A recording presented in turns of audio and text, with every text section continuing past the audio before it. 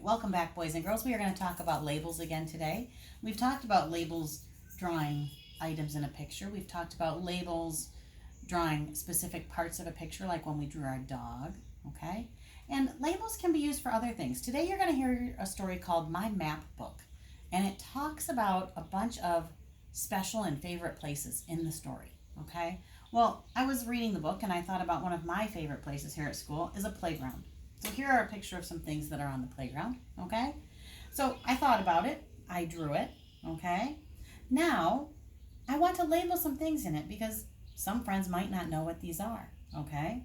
So if I want to label what's in the picture, what could I label that? I could label this a pole, I could label grass, but that's not very helpful, okay?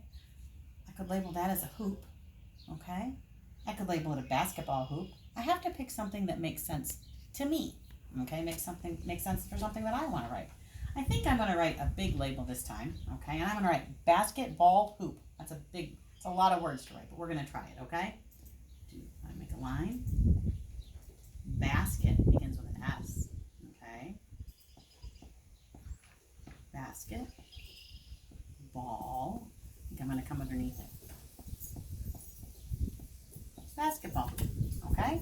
Now, someone that's never seen one of those will know what it is. There's a basketball hoop. I bet you guys know what all of those are. It's one of the favorite things on the kindergarten playground. You're right. It is the swings. Now, what would swings start with? Remember, when you're writing, you have to think about it and listen for the sounds that you hear. Swings. Swings. I hear an S at the beginning. Swings. I know something special about that ing. Swings. Those are swings. What could I label down here? Should I label the ladder? Is that the important part? Should I label the grass? Or what is this thing that you come down? You're right. It is called a slide. Slide.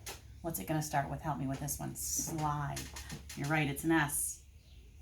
Slide. Oh, I hear a D at the end. Slide. Boys and girls. And there's a way to do kindergarten writing, young fives writing. If you hear the letters, you write the letters that you hear.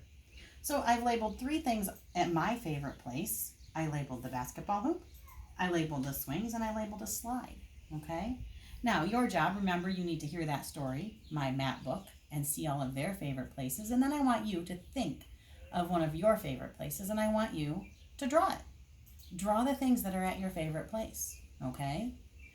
When you get done drawing it, I then want you to label it. Mrs. Babin put 3 labels today. I would like for you to put 3 or maybe 4 or 5, no more than that, okay?